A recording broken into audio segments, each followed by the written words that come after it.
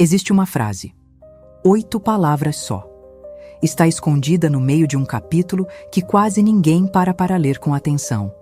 E essas 8 palavras explicam por que algumas pessoas multiplicam o que têm, enquanto outras, trabalhando o dobro, vivendo no limite, passam a vida girando em círculo, pagando um empréstimo para cobrir o outro, vendo a poupança que nunca cresce, sentindo que o banco sempre tem uma resposta e a vida nunca tem uma saída. Eu vou te mostrar essas 8 palavras. Mas ainda não.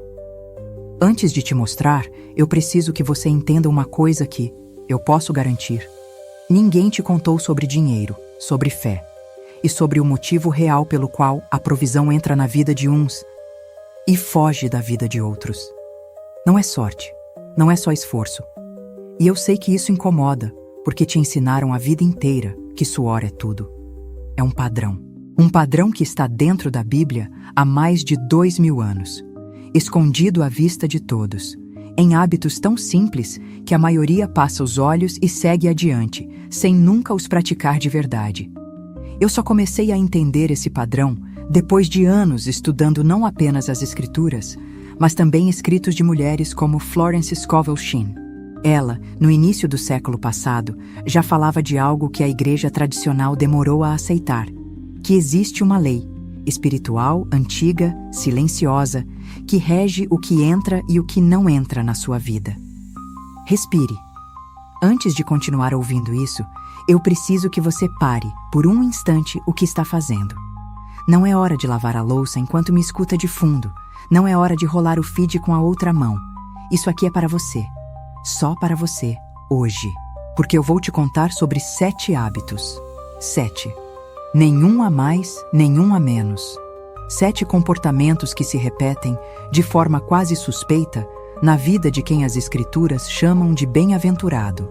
Não no sentido de ter sorte, mas no sentido de estar alinhado com uma ordem que já existia antes da primeira moeda ser cunhada, antes do primeiro banco abrir as portas, antes de existir a palavra dívida.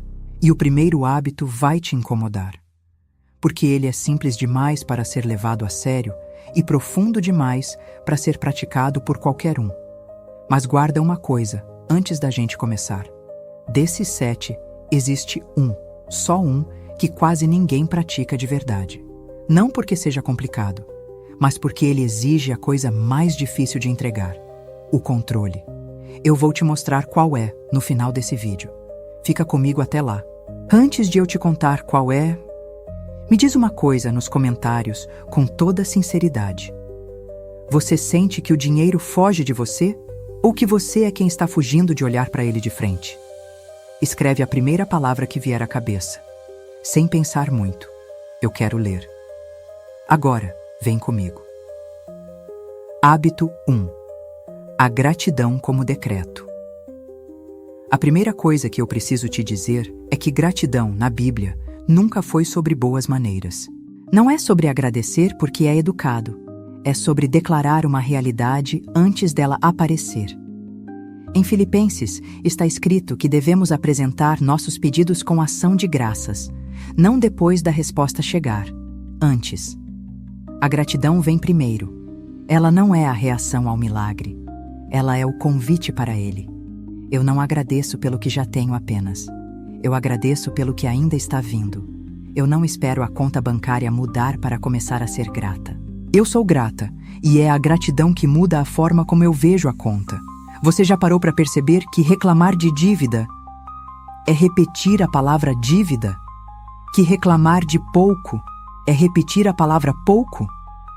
A boca que mais fala de falta é a mesma boca que mais convoca a falta. E a boca que agradece pelo pão de hoje é a mesma que prepara a mesa para o pão de amanhã. Esse é só o primeiro hábito. E olha que ele nem é o mais estranho. Você reparou que eu disse no final do bloco anterior que a boca convoca? Eu preciso voltar nisso, porque o segundo hábito é exatamente sobre o poder que sai da sua boca. E a Bíblia é incomodamente direta sobre isso. Provérbios diz que a morte e a vida estão no poder da língua. Não é força de expressão. É descrição literal de uma lei espiritual que a maioria ignora, porque parece simples demais para ser verdade. Hábito 2. A palavra falada tem peso de decreto. Pessoas que vivem em escassez, repetindo "não tenho", "não vai dar", "essa dívida nunca acaba", estão, sem saber, orando ao contrário. Estão usando a mesma força que poderia abrir portas para fechá-las. Eu não falo do que tenho medo. Eu falo do que eu decido construir. Eu não digo, se Deus quiser, talvez melhore. Eu digo, eu confio e está melhorando. Florence Scovel Shinn, em seus estudos sobre a palavra e a fé, dizia algo parecido com isto, com outras palavras, que a língua é uma vara mágica que cria ou destrói. Ela não inventou isso do nada. Ela apenas olhou para dentro da própria Bíblia que ela amava e tirou dali uma aplicação prática para o dia a dia. Pensa em quantas vezes, esse mês, você descreveu sua própria vida como apertada, difícil, sem saída. Cada uma dessas frases foi uma oração. Só que ao contrário. Eu não estou te dizendo para fingir que está tudo bem quando não está. Estou te dizendo para parar de assinar com a própria boca o atestado da sua falta. Quero te perguntar uma coisa, e quero que você responda com coragem, aí nos comentários.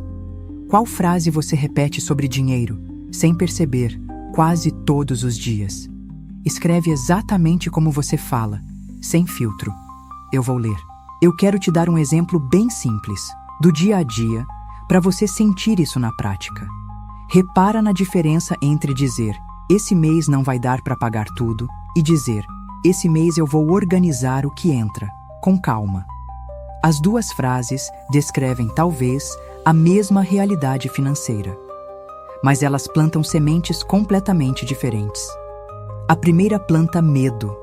A segunda planta governo sobre a própria vida. E isso vale também para a forma como você fala da sua família, do seu casamento, do seu corpo, da sua saúde. A boca não escolhe um assunto para obedecer à lei e outro para ignorar. Ela obedece em todos. Eu não repito a frase que ouvi da minha mãe. Dinheiro não para na minha mão, como se fosse destino. Eu escolho, mesmo que precise repetir 100 vezes, uma frase nova para substituir a antiga. Eu não falo do banco como inimigo. Eu falo da minha relação com o dinheiro como algo que eu, com a ajuda de Deus, estou reorganizando. Tem famílias inteiras que carregam por gerações a mesma frase repetida à mesa. Aqui ninguém enriquece. Dinheiro é coisa para quem tem sorte. Nascemos pobres, vamos morrer pobres. E essas frases, ditas com tanta convicção, geração após geração, se tornam profecia. Não porque Deus quis assim, mas porque a boca decretou e ninguém nunca contestou o decreto. Você tem o direito, e eu diria até o dever espiritual, de quebrar essa frase, hoje, na sua própria boca. Mesmo que ainda não sinta que é verdade. A fé, muitas vezes, começa exatamente aí. Na coragem de falar diferente do que se sente, até que o sentir alcance a fala. Guarda esse hábito, porque o próximo é o que mais separa quem prospera de quem só sobrevive, e ele tem a ver com o que você faz com o pouco que já tem nas mãos. Tem uma pergunta que incomoda muita gente, e eu vou fazer ela agora. Você trata o pouco que tem como sementeira ou como sobra? Porque a Bíblia, em Malaquias, fala de um teste, quase um convite, para provar se existe ou não uma lei de multiplicação ligada a dar do que você tem. E em Lucas, há uma frase que poucos param para sentir o peso real. Dai e ser-vos-á dado. Hábito 3. Generosidade como abertura de canal. Esse hábito não é sobre religião, é sobre física e espiritual. O que se fecha, estagna. O que se abre, circula. Eu não dou para receber. Eu dou porque já decidi que sou um canal, não um cofre fechado. Eu não guardo tudo por medo da falta. Eu compartilho porque confio na fonte, não no saldo. É curioso como as pessoas mais apegadas ao "não posso dar nada, não tenho nem para mim", costumam ser as mesmas que vivem ano após ano presas no mesmo ciclo, pedindo empréstimo no fim do mês, vendo a poupança nunca sair do zero, sempre na corda bamba com o banco. E não estou dizendo que é por causa disso que elas têm pouco. Estou te convidando a observar se existe aí um padrão. Em 2 Coríntios, está escrito que aquele que semeia pouco, com pouco também vai colher, e aquele que semeia com generosidade vai colher. Não é sobre quantidade absoluta, é sobre disposição. Tem gente que dá pouco, com o coração aberto, e colhe muito. E tem gente que dá muito, com o coração fechado, contando cada centavo, ressentido, e não colhe nada, porque a semente foi plantada com veneno. Generosidade não é dar o que sobra, é dar quando ainda dói um pouco. É o gesto que diz, com o corpo e não só com a boca: eu confio que vai voltar, multiplicado, de uma forma que eu nem vou conseguir rastrear. Eu não calculo o que vou perder ao dar. Eu confio no que ainda não vejo, mas que já foi prometido. Eu não trato generosidade como prejuízo. Eu trato generosidade como semente que eu mesma escolhi plantar. Isso aparece em coisas simples. No troco que você decide não cobrar de volta, na ajuda que você oferece sem fazer alarde, no dízimo que você separa antes de pagar qualquer outra conta, não depois que tudo já foi resolvido, mas antes, como prioridade, como ato de fé. Malaquias fala de um teste. Trazei todos os dízimos e provai-me nisto, e vede se eu não vos abrirei as janelas do céu. É uma promessa rara na Bíblia. Deus ali convida a ser testado.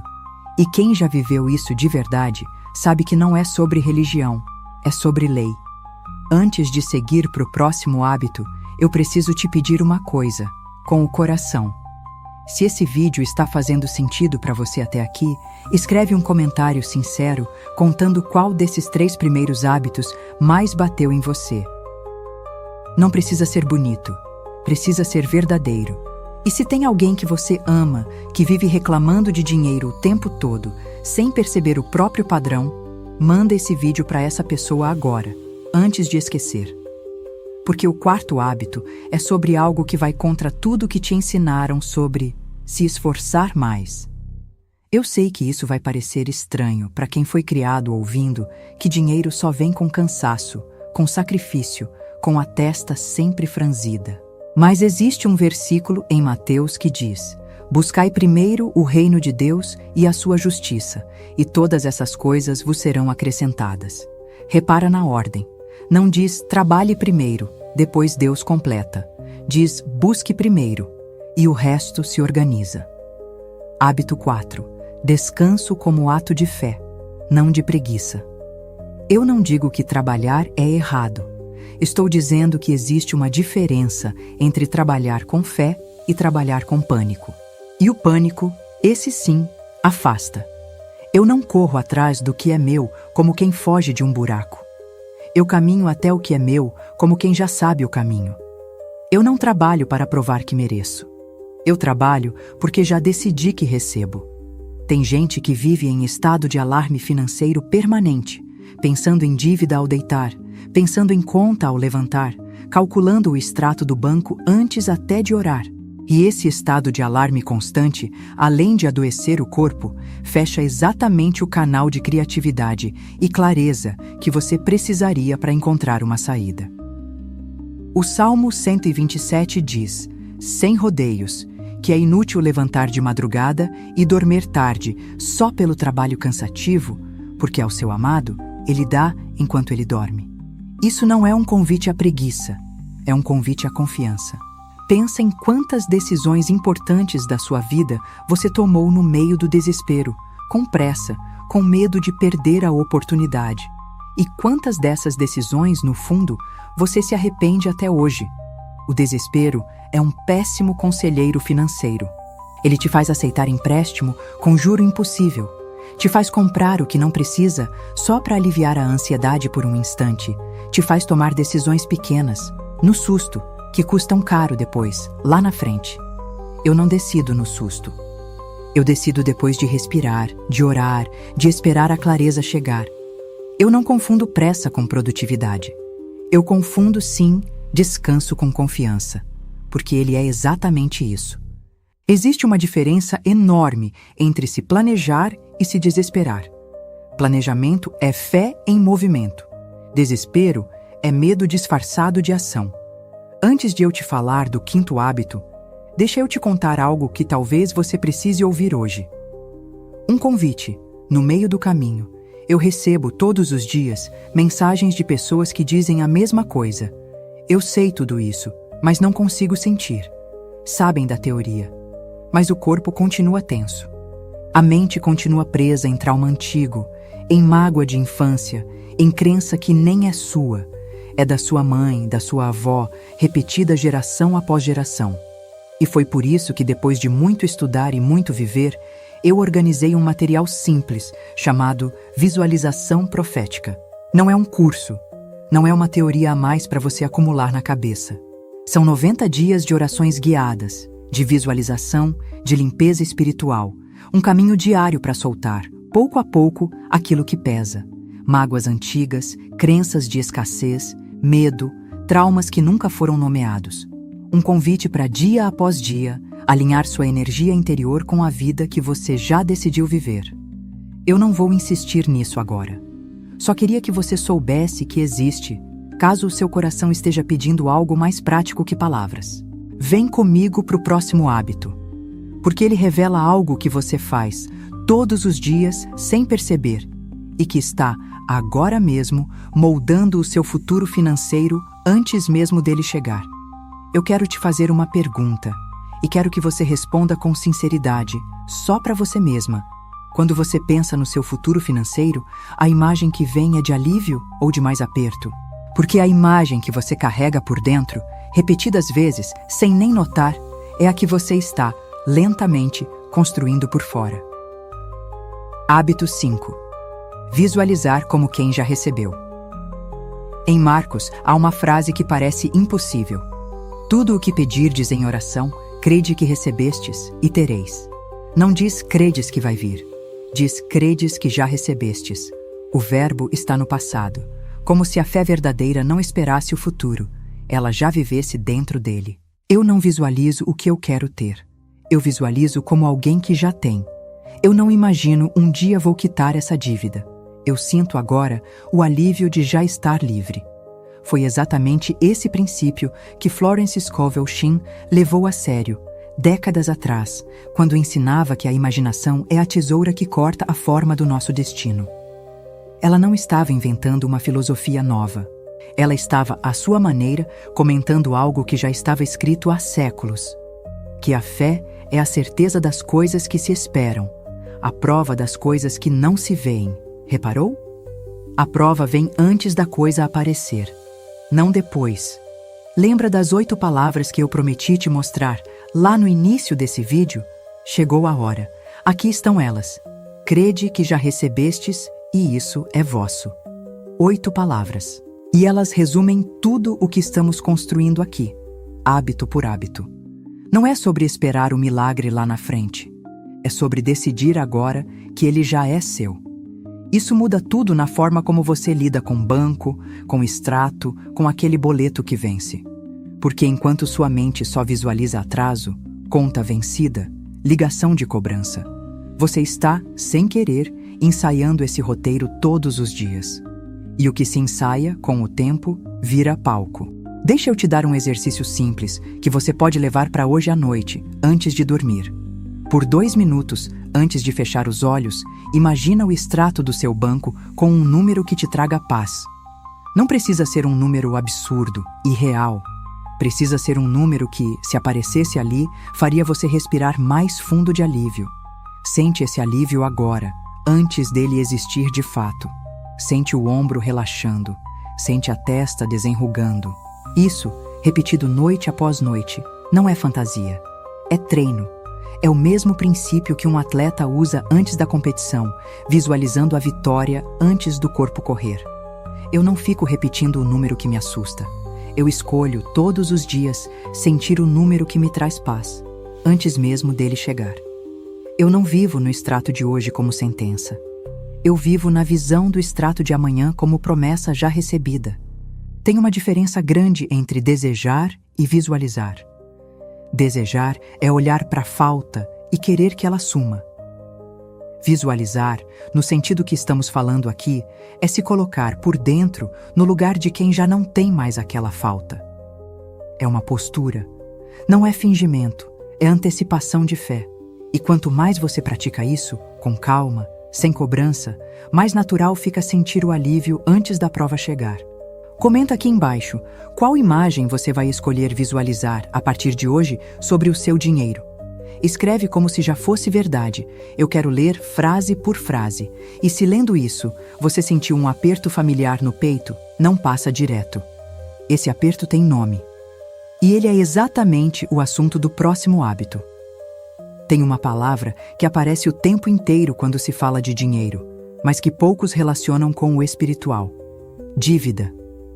A gente pensa em dívida só como número no banco, mas existe outro tipo de dívida, mais antiga, mais pesada, que a Bíblia trata com extrema seriedade. A dívida emocional, a mágoa não perdoada, o ressentimento guardado, a culpa que você carrega por decisões antigas, suas ou de quem te criou. Hábito 6. Liberar antes de multiplicar. No Pai Nosso, a frase é direta: perdoa as nossas dívidas, assim como nós perdoamos aos nossos devedores. A palavra usada, no original, é a mesma para dívida financeira e dívida moral. Não é coincidência, é instrução. Eu não carrego mágoa como prova de que fui ferida. Eu solto a mágoa como prova de que já me curei. Eu não fico devendo perdão a quem me machucou. Eu pago essa dívida comigo mesma, primeiro, para ficar livre. Existem pessoas que vivem apertadas financeiramente e nunca conseguem entender o porquê. Mesmo trabalhando, mesmo se esforçando, mesmo cortando gastos. E quando você escuta a história de vida dessas pessoas, com calma, sem julgamento, é comum encontrar um padrão. Uma mágoa antiga nunca resolvida, uma culpa nunca perdoada, um trauma nunca nomeado, ocupando no peito o lugar que deveria estar livre para receber. Não estou dizendo que pobreza é culpa de quem não perdoou. Estou te convidando a olhar para dentro e perguntar: o que eu ainda estou carregando que talvez não seja meu para carregar? Talvez seja uma mágoa do seu pai, que nunca falou de dinheiro sem brigar. Talvez seja uma crença da sua mãe, que repetia que dinheiro não é para gente como a gente. Você nem escolheu essa crença, você só herdou. E o que se herda pode ser devolvido. Eu costumo dizer que existem 2 tipos de dívida invisível que pesam mais do que qualquer boleto. A dívida que você acha que tem com o passado e a dívida que você acha que os outros têm com você. As duas prendem do mesmo jeito. As duas ocupam no peito o espaço que deveria estar livre para receber o novo. Eu não fico cobrando, por dentro, quem me deve um pedido de desculpas que talvez nunca venha. Eu quito essa dívida comigo mesma para não precisar mais carregar o peso da espera. Eu não sigo pagando com culpa por um erro que já reconheci e já mudei. Eu aceito o perdão que já me foi dado e sigo adiante, mais leve. Esse processo de soltar, devolver o que não é seu, perdoar o que ainda pesa, é exatamente o coração da visualização profética, esses 90 dias de oração e limpeza espiritual que eu te falei antes. Porque palavra bonita, sozinha, não solta nada. Tem que ter um caminho diário, repetido, gentil, que vá, devagar, desfazendo o nó. E é isso que esse material propõe. Não uma promessa mágica, mas um convite diário a esvaziar o que pesa, para abrir espaço para o que você está pedindo a Deus. Antes de ir para o último hábito, eu preciso te ouvir. Existe alguma dívida emocional com alguém ou com você mesma que você nunca colocou em palavras? Escreve. Mesmo que seja só uma frase, mesmo que seja difícil. Esse comentário pode ser o primeiro passo para soltar de verdade. Tem gente que carrega essa dívida emocional a vida inteira, sem nunca soltar, e nunca entende porque a vida financeira nunca destrava. Mas o hábito que vem agora é diferente de todos os outros. Ele não é sobre sentir, não é sobre perdoar, ele é sobre fazer. E é exatamente aí que a maioria desiste. Chegamos nele. Lá no começo desse vídeo, eu te disse que ia revelar qual desses 7 hábitos é o que quase ninguém pratica de verdade. Não porque seja difícil de entender, mas porque exige abrir mão do controle. Chegou a hora. É esse, o último dos 7. E de certa forma, ele resume todos os outros. Hábito 7. Agir como quem já foi atendido. Tiago escreve algo que incomoda quem só quer fé de palavra. A fé sem obras está morta.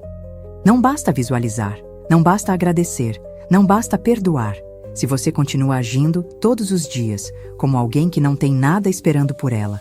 Eu não ajo como quem está mendigando uma chance. Eu ajo como quem já recebeu a resposta. Eu não trato meu dinheiro com medo, como se ele fosse escasso. Eu trato meu dinheiro com respeito, como quem cuida de uma semente.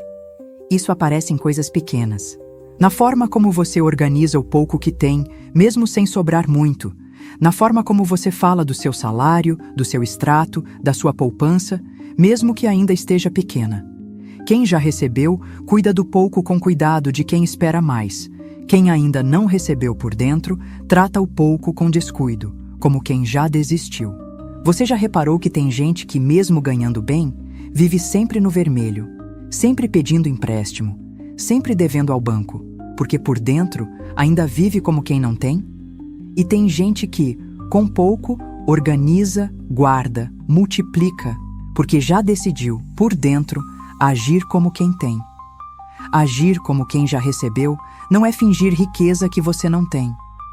Não é gastar além do que entra, achando que isso é fé. Pelo contrário, é justamente o cuidado, a organização, a paciência com o pouco que provam que você já entendeu o recado. Quem trata mal o pouco, normalmente trata mal o muito quando ele chega. E por isso, o muito demora tanto para chegar, ou chega e escorre pelos dedos. Eu não espero ficar rica para começar a agir com excelência. Eu ajo com excelência hoje, com o que tenho, porque é assim que se prepara o terreno para o que vem. Eu não trato o meu boletim financeiro como vergonha que eu escondo até de mim mesma. Eu olho de frente, organizo, anoto e cuido, porque cuidar é uma forma de oração. Tem uma coisa que percebi com os anos. As pessoas que mais reclamam de nunca ter sorte com dinheiro são, muitas vezes, as mesmas que evitam olhar para o próprio extrato, que adiam abrir a conta, que tratam a própria vida financeira como assunto proibido, até para elas mesmas. E é difícil receber abundância em um lugar que você se recusa a olhar de frente.